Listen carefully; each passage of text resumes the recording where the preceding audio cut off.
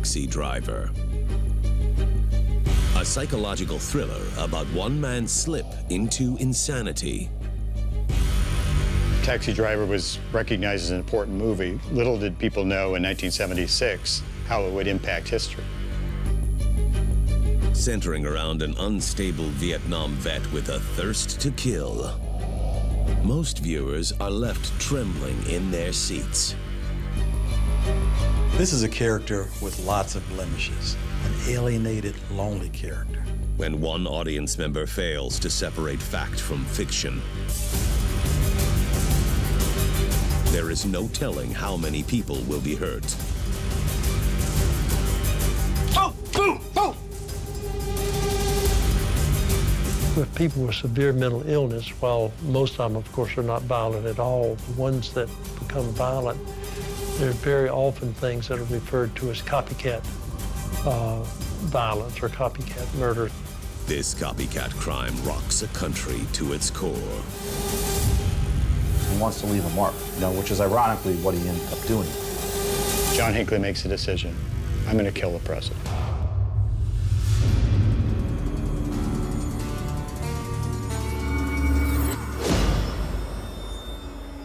The 1976 release of the film Taxi Driver sparks unprecedented amounts of controversy in the entertainment world. When this movie came out, no one knew what to think. Its themes were so dark and rigid, essentially unheard of in Hollywood at the time. Starring Robert De Niro as Travis Bickle and Jodie Foster as Iris, Taxi Driver highlights a delusional Vietnam vet's attempt to save a 13-year-old prostitute from the streets of New York. Certainly, this is not something you would find in a Disney movie. It shocked a lot of people. It scared even more, but why? Because it felt so real. Travis thinks the only way to rescue Iris from her sleazy life is by waging war on her solicitors. Off the screen, there is a 21-year-old Dallas native named John Hinckley Jr. who thinks he can do the same.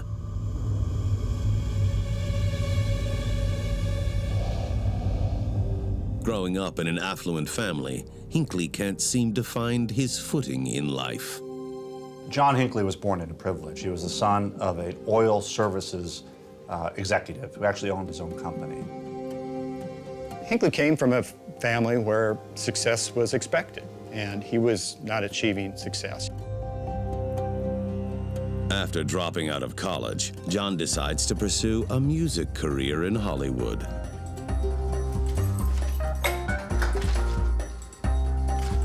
His parents financially support his dreams since their son has nothing else going for him.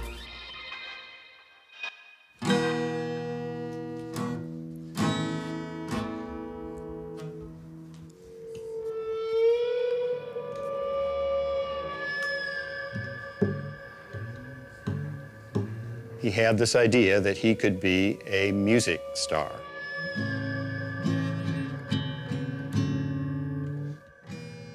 Not a great idea for someone who had very little training in music.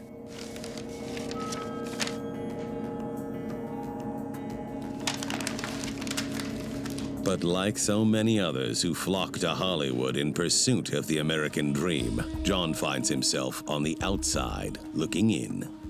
He's trying to be a songwriter, but really, he never leaves his apartment. He thinks he has these grandiose dreams, but he spends all of his time eating fast food, living in Hollywood, this ramshackle apartment.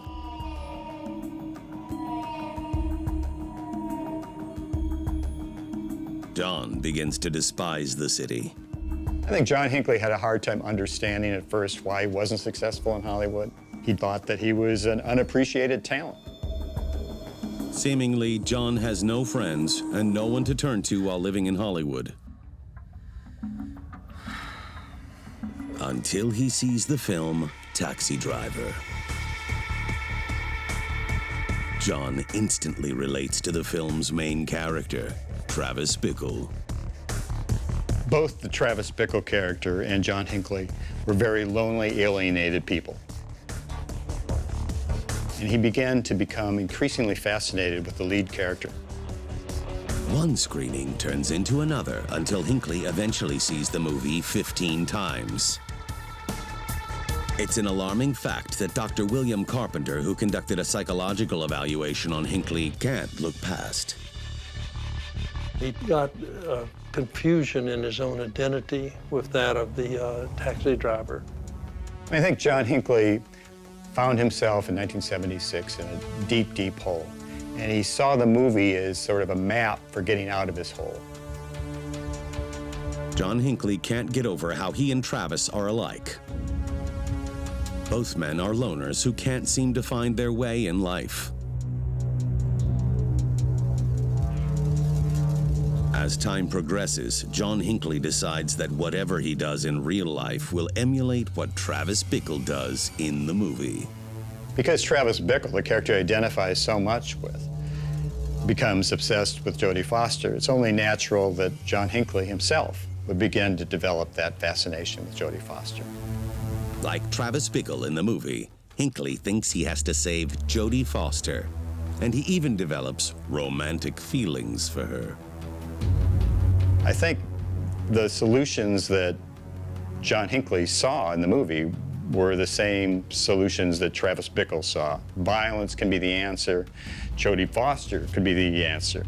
He put more and more of his own identity into things that were picked up from that repeated viewing. As Hinckley continues to sink deeper and deeper into isolation, he looks to Travis Bickle for help.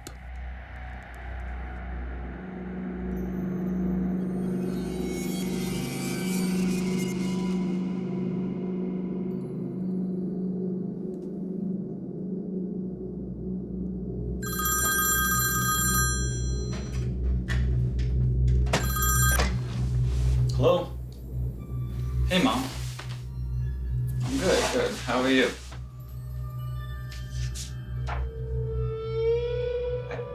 I actually met this girl. Yeah, she's an actress, yeah. I think you would really like her. In the movie Taxi Driver, Travis Bickle develops a love interest and just an unreciprocated relationship. John Hinckley, interestingly, takes that relationship and uses it to develop an imaginary relationship that he shares with his parents. Hey, Mom. Yeah, well, I mean, we had a great time. We went down to Santa Barbara, and it was beautiful. I really wish you could meet her, but it's just so tough to schedule now. He writes to his parents about trips that they've taken together. He talks to his parents on the phone about this character, who is non-existent. It's a character that was really only inspired by the movie Taxi Driver. She's busy all the time. I hardly His ever mother is happy that John has finally found a partner, not knowing it's all taken from the pages of a movie script. She continually thought, well, at least he's got this one girl. He's got this person who can support him. And in fact, there was nobody there to support him. Huh, you talking to me? This woman existed only in the mind of John Hinckley.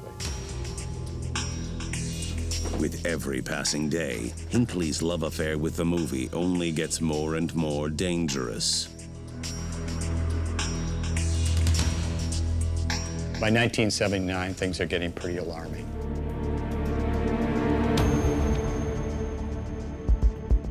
He begins to develop a real fascination with guns. Hi, can I help you? Can I see that little silver one I did? Sure, that's your 32 caliber, 6-shot. Can I see that other silver one with the wooden handle? Sure. This one here, Yep. this is your 45 caliber, pretty much similar to the same thing, 6-shot. Just a little heavier. Yeah, that's more kick to it. This will take down your target a lot quicker. But it's a lot louder though, too, right? Yeah, it does make more noise. I think I like this one. Okay. He buys one gun, then he buys more guns. I'm sure that he felt some kind of empowerment from it.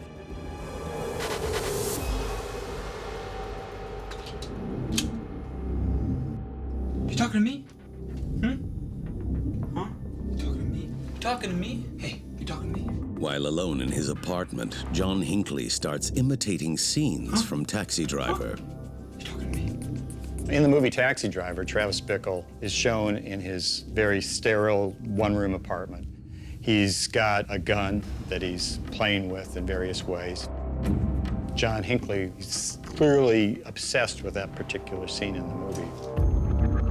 For the first time in his life, John Hinckley feels like he is someone special. But in reality, he's a ticking time bomb. Oh, boom, oh! Just like the suicidal Travis Bickle. I think a clear sign of how far John Hinckley has slid downhill is in the late fall of 1979.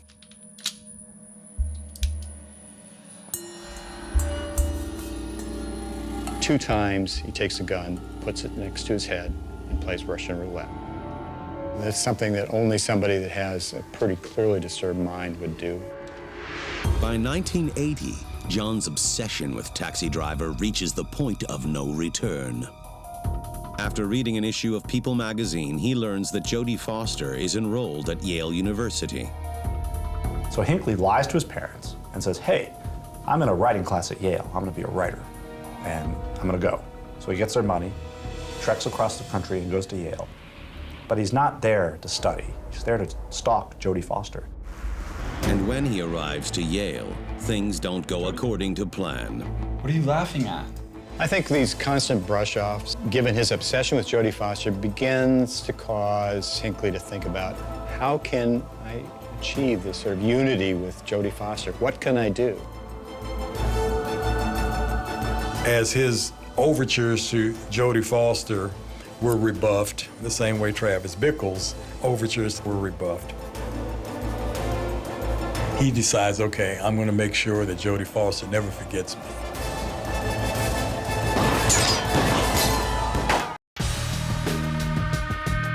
Audiences fall in love with Jodie Foster after she stars in the film Taxi Driver. So much so that she receives an Oscar nomination. Unbeknownst to her, there is one fan who is taking the movie a little too seriously, John Hinckley Jr. Jodie at this point was becoming Hollywood's next it girl, so it's no mystery why people were obsessing over her. Hinckley, on the other hand, took his obsession to toxic levels. Hinckley decides to up his stalking game and head to Yale, where Jodie Foster is currently enrolled as a student. But once there, John's afraid to approach his star crush. John Hinckley's a very shy guy. It was almost beyond his imagination that he could go up to Jodie Foster and simply begin a conversation. So what he does is start with a couple of phone calls.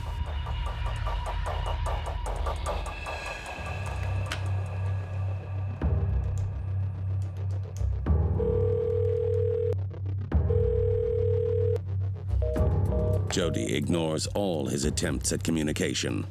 He calls her and she's like, who is this? It's John. And gets his name wrong. John Hinckley.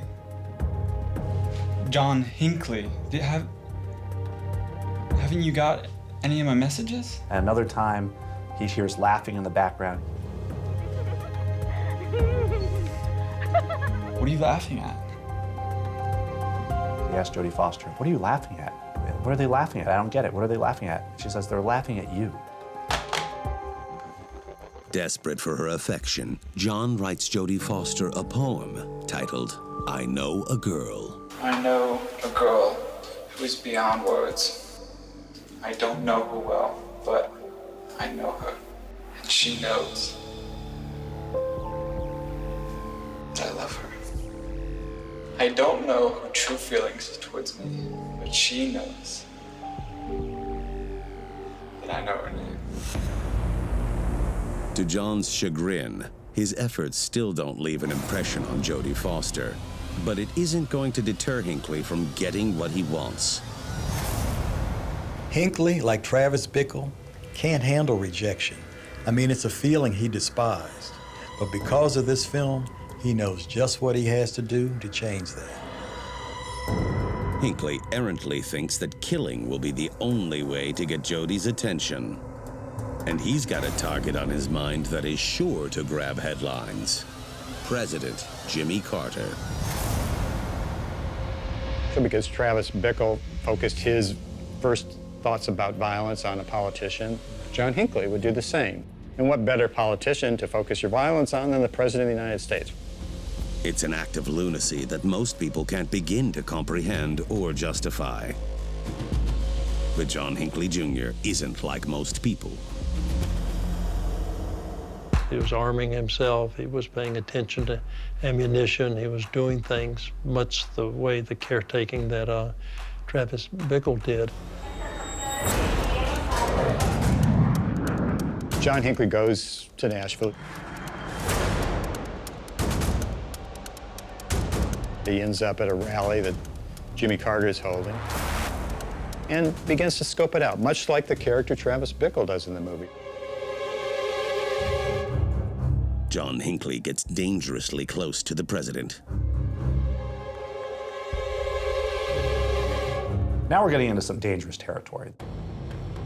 He gets within arm's reach of the president. Arm's reach of the president of the United States. The madman seems poised to make history. John Hinckley has a gun in Nashville at a rally that Jimmy Carter is participating in. He was within range of Jimmy Carter. But will he commit the ultimate sin and kill the president?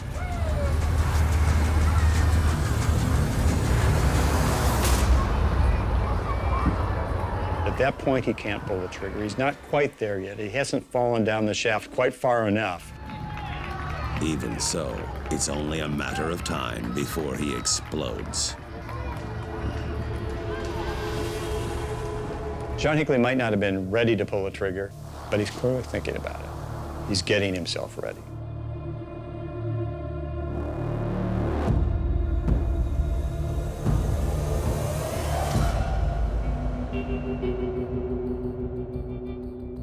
Shortly thereafter, he is arrested at the Nashville airport. Do you have any papers for this, sir? I do. I don't have them with me, though. You don't have them on you? No, I don't have them on.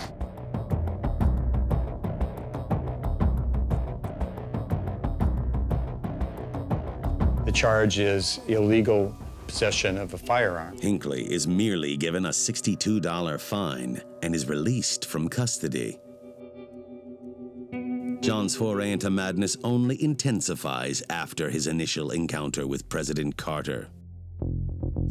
Although John Hinckley is virtually let go with a slap on the wrists, his parents sense that there is something not right with their son after learning about the gun charge. John Hinckley's mother could fully appreciate that her son was not normal. Something was clearly wrong. And it was time to put him into counseling. I'm just a little bit worried about him, and he just seems a little down and usually engages more, and just want to know really why, if there's any reason. Tell me what happened at the airport. I just forgot it was there. Do you usually carry around a gun? No. Do you have a fascination? No, I do not. I do not. So how are you feeling? Is anything troubling you? The therapy John Hinckley receives proves to be ineffective because John Hinckley doesn't talk about his obsession with the film. He was revealing none of this to the psychiatrist. He's basically seeing the psychiatrist because his parents insisted on it. So none of this was known to anyone else. The psychiatrist diagnoses Hinckley as being emotionally immature. Should definitely hold back on money. So the suggestions that the Hinckley family is getting from the psychiatrist is essentially to make John Hinckley become a real person, make him do his own thing, don't provide quite as much support. Should really stop supporting him. By eliminating John's only connection to the outside world, there is no telling what he will do to get the attention of movie star Jodie Foster. Clearly, he was looking for some way out of his desperate situation. He understood he needed to do something, and he increasingly turned his thoughts to dramatic things, like assassination. Now on his own, John Hinckley buys 2 more guns, totaling 7 in his arsenal.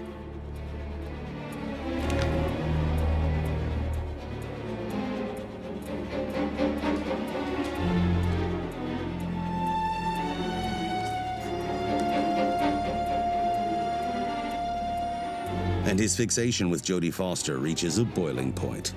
The lovelorn Hinckley can't go one more day without telling Jodie exactly how he feels. On March 10th, 1981, he writes her a disturbing letter. Jodie, goodbye. I love you 6 trillion times. Don't you maybe like me a little bit? You must admit it. I am different. It would make all the difference. He gets very despondent, and he decides, you know what? I'm gonna go across the country and it's time. I'm gonna go kill Jodie Foster and myself, or, just kill myself in front of Jodie Foster. He hadn't made up his mind yet. Will John Hinckley Jr. do the unthinkable? Faced with rejection, Travis Bickle turns to violence. Faced with constant rejection, John Hinckley turns to violence. In the movie Taxi Driver, Travis Bickle's precarious mental state keeps audiences on the edge of their seat from beginning to end. And on March 10th, 1981, John Hinckley Jr. seems to be following his cinematic equal, shot for shot. He loved this movie so much because his life is this movie. He was a loner and a psychopath. And like Travis Bickle, he was intent on killing to get what he wants. Right now, the only thing John Hinckley desires is the affection of Jodie Foster. He writes to Jodie out of desperation. Jodie, goodbye. I love you 6 trillion times. Don't you maybe like me a little bit? He's lovelorn. The letter is essentially a plea. He's begging her to notice him, but she never does. There is no telling what lengths John will take to capture the only thing existing in his world. But soon, everyone will know just how maniacal John really is.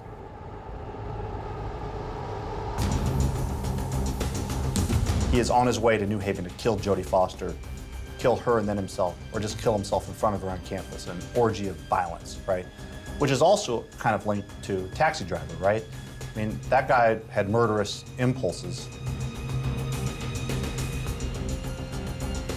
As the bus makes its way across the country, it makes a layover stop in Washington, D.C. John Hinckley checks into a hotel in downtown Washington and has a very restless night of sleep. Now, with Ronald Reagan in office after defeating Jimmy Carter in the 1980 election, John Hinckley changes his plan of action. In the morning, he wakes up, goes to McDonald's, has a little breakfast, and picks up the Washington Star. He's back in his hotel room, looking at the Washington Star, and sees that Ronald Reagan has an appearance scheduled that afternoon, conveniently close by at the Washington Hilton. It sparks an idea straight from Taxi Driver.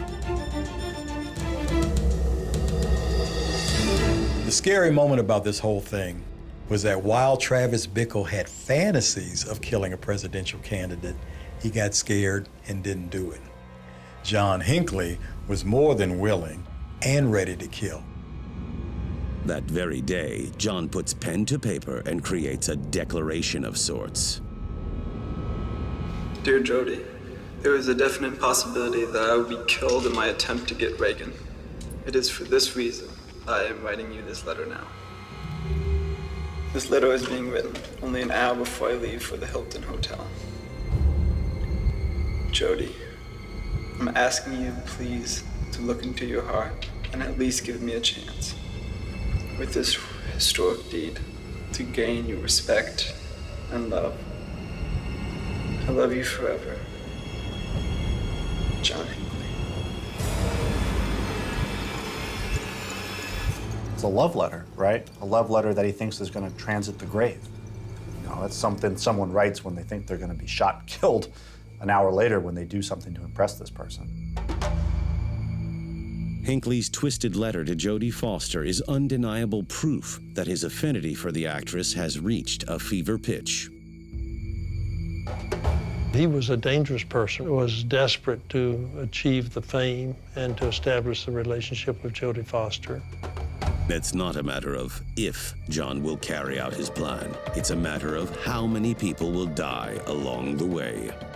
He takes out bullets, loads his gun, and heads towards the Washington Hilton.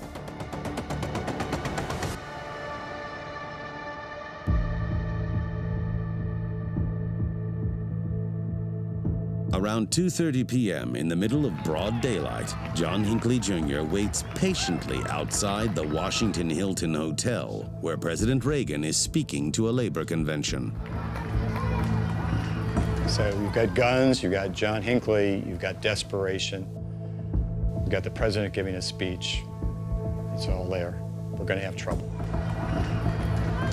As Hinckley waits in the crowd, everyone is oblivious to what is about to go down. This was a moment that John Hinckley was waiting for. He anticipated that this historical deed, as he called it, would somehow bring Jodie Foster and him together. In the movie Taxi Driver, Travis Bickle's attempt to kill a presidential candidate is thwarted by security agents who sense something is awry. But John Hinckley Jr. is prepared to go off script to succeed in his mission. A black limo is parked a few feet away from where John is standing. It is the vehicle in which Reagan will exit the area. When the hotel door opens, President Ronald Reagan emerges from the inside with a group of Secret Service agents and staff members surrounding him. Reagan emerges from the hotel. He waves to the crowd. John Hinckley thinks that he's waving just to him. As he's being ushered to his waiting vehicle, Reagan has no idea that he's being targeted. He knew what he had to do. He was there, he had the gun, he had his finger on his trigger, and all he had to do was pull. As Reagan is set to enter the limo, a voice peeks from the throng of people. It's John Hinckley Jr.'s. John Hinckley shouts out, "Mr. President! Mr. President!"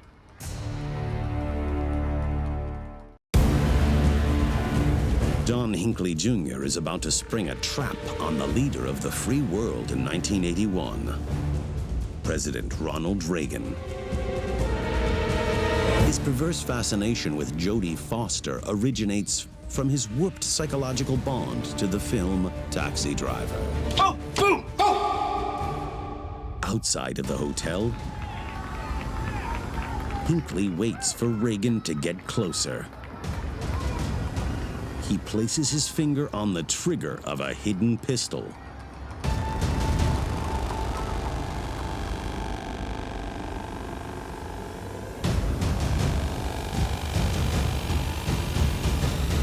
At that moment, the connection was in his mind. I killed the president. This is going to be a historical deed, and Jodie Foster will realize the depth of love that I have for her. Mr. President! Mr. President!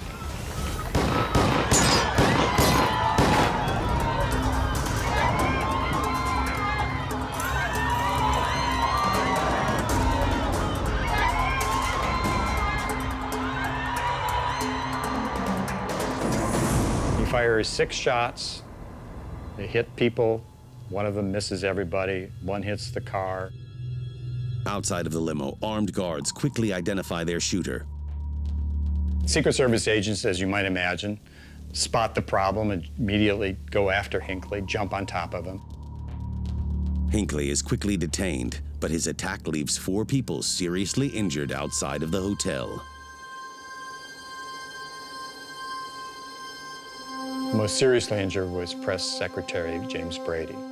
It's a miracle, really, that no one did die.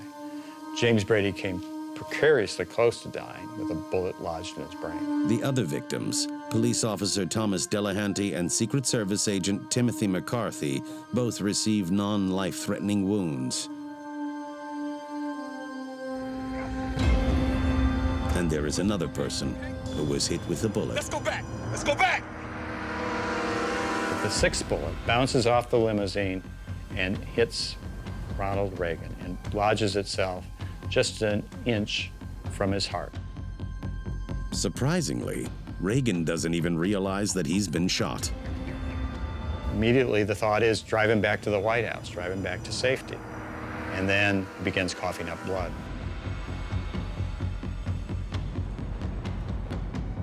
Are you okay, Mr. President? No, you're not. Let's go to the hospital! To the hospital now! The limousine has to take a turn and head to the hospital. Ronald Reagan's life is in danger.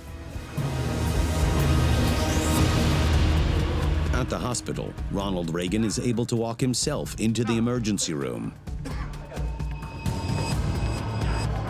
But soon later, he collapses on the floor and is rushed to the operating room.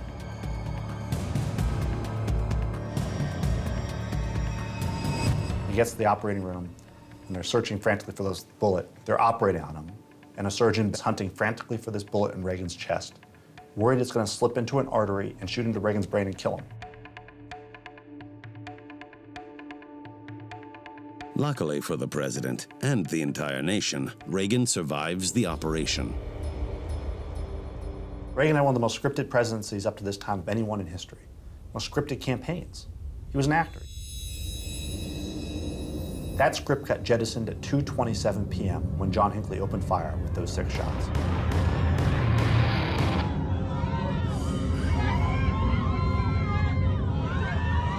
There was no more script.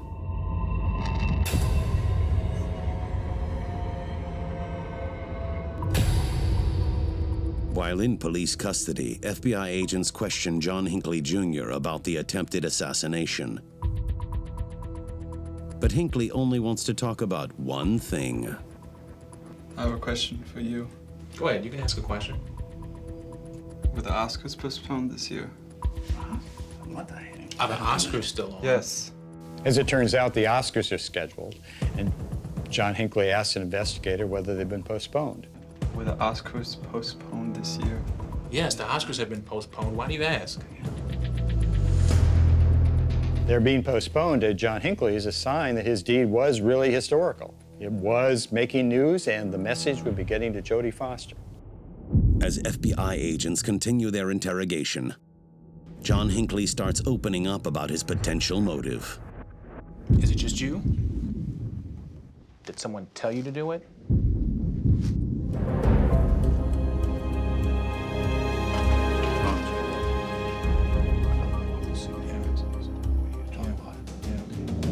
They've gone through the contents of his wallet, and they found a bunch of pictures of a woman. The girls in the wallet, John. Who are they? Why are they there? Is it your girlfriend? I think if you have this, you know the story. Hinckley tells the agents about the hotel room he has been staying in and even reveals that there is a letter there that explains it all. When the FBI arrives to the hotel and finds it, they can hardly believe what they are reading. For investigators, the letter is a real curveball. When you see somebody try to assassinate the President of the United States, your first thoughts turn to politics. It turns out that's really not Hinckley's gripe at all. He's not a terribly political person. He didn't care whether he shot President Reagan or he shot President Carter. The agent realized, holy cow. This isn't about the president. This isn't even about Ronald Reagan. It's not about the world. It's about a man's obsession with a movie star. Some other items found in John's hotel room are 2 boxes of bullets, a VHS copy of Taxi Driver, and a postcard. One odd item found in Hinckley's possessions was a postcard. On the back was a message to Jodie Foster. You are a virgin, aren't you?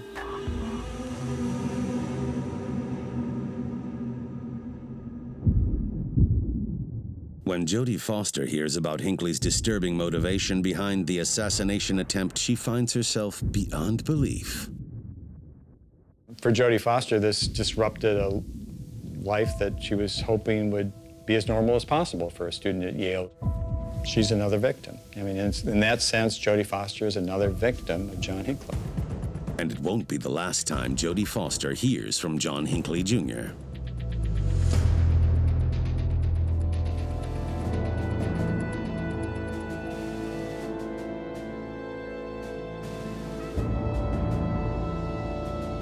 In the wake of his trial, John Hinckley might get a chance to stalk Jodie again. America was shocked. You know, people wanted someone to be held accountable.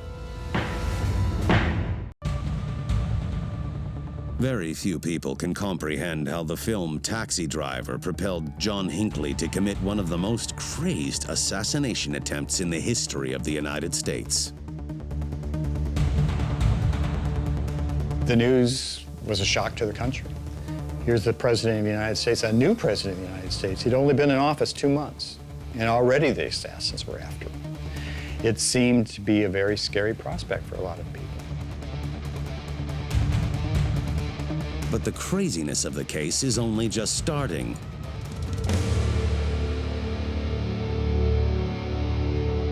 At his trial, John Hinckley's defense pleads not guilty by reason of insanity. John Hinckley shot the president, and the government had it on videotape. There was no possible defense based on the normal defense, I didn't do it, right? The only possible defense here was an insanity.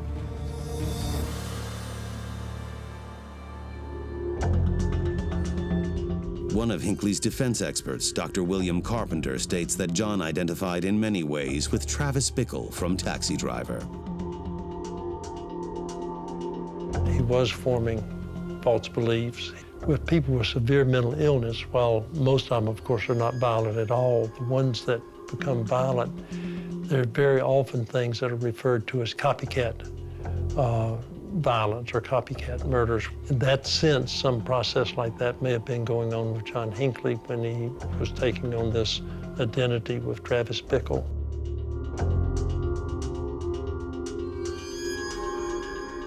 According to Carpenter, Hinckley absorbed the identity of Travis Bickle and thought he was rescuing Jodie Foster, as Bickle so famously does in the film.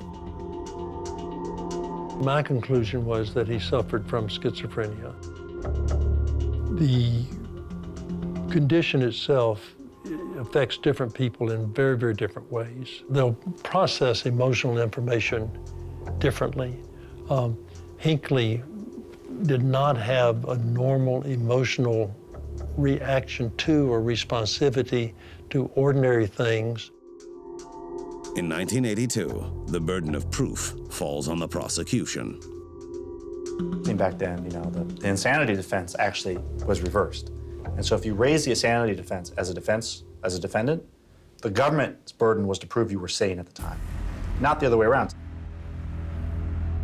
After a 2-month-long trial, the jury reaches their verdict. In the end, after 3 days of deliberation, it was a hard verdict to reach. The jury comes back with a verdict of not guilty by reason of insanity. By and large, the public was shocked to hear this verdict. Although Hinckley is found not guilty, he is hardly a free man. When you're found not guilty by reason of insanity, that doesn't mean you're free to walk out the door. He was institutionalized at St. Elizabeth's Hospital, a hospital for the criminally insane and others, in Washington, D.C. Hinckley is to remain at St. Elizabeth's for an indeterminate amount of time. He had to stay there until he could convince the judge ultimately that he was no longer a danger to himself, no longer a danger to Jodie Foster, no longer a danger to presidents, no longer a danger to anyone. During his first year at St. Elizabeth's, John Hinckley shows little growth. He attempts suicide by overdosing on antidepressants, but fails. Clearly, he is not without mental problems for many years after his admission to St. Elizabeth's. John Hinckley's therapist works endlessly to try to break his obsession with Jodie Foster. Hello? Hello. I thought I'd come and we could have a chance to talk a little and find out how you're doing. Good. How are you? Well, I'm doing fine. I'm a little concerned about you. You're seeming very lonely. Yes, but I can write, so that helps. You write? Oh. Can you tell me about your writing? I usually just write letters and don't mail them or write my thoughts. When you write letters, who are you writing letters to? I think you know. I know? Are you sure? Why don't you tell me who you share your letters with? I sometimes write to Jody. So you're still sending letters to Jody? Do you think she likes to get these letters? I hope so. What do you have to say to Jody? I just tell her how I feel and what I'm thinking and what's going on. Because I know she has feelings for me, and I think she likes to see that I still have feelings for her. He was obviously getting a lot of psychotherapy and therapy at St. Elizabeth's through this period, but he still is like he was writing letters to Foster still, right? He's still obsessed with her. The most important thing in my life is Jodie Foster's love and admiration. If I can't have them, neither can anyone else.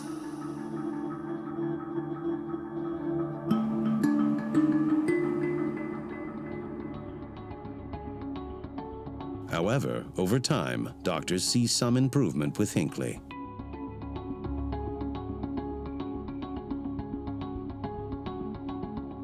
You can believe two things, right? You can believe he's been rehabilitated, right? Mentally rehabilitated, or he's faking it. And I don't know the answer. How are you feeling today? Okay. We'll take you off the medication, and hopefully you can finally have some outside visits soon. How's that sound? Sounds great. Okay. Be nice. Yeah, definitely. Hopefully some of your family members can come and visit and cheer you up a little bit. In 1992, Hinckley is taken off his psychiatric medications and allowed to leave hospital grounds unsupervised. As John Hinckley's rehabilitation continues, as his condition improves, he's given increasing privileges. He's allowed to spend more time outside of St. Elizabeth. He's allowed to have contact with more people. But there are continuing restrictions. It might be that John Hinckley is never a totally free person. He will also always be monitored in some way. It is a controversial decision questioned by many. I think people came to realize he was crazy or could have been crazy or some matter of the three, I think. But it was not very satisfying verdict. However, Hinckley's punishment is actually a blessing in disguise. The charge against John Hinckley was attempted murder, which carried a maximum sentence of 20 years. More than 20 years have passed, so if John Hinckley had been convicted of the crime, he'd be free to go out and do whatever he wanted to do right now. Today, he still is under supervision. He still is in St. Elizabeth's.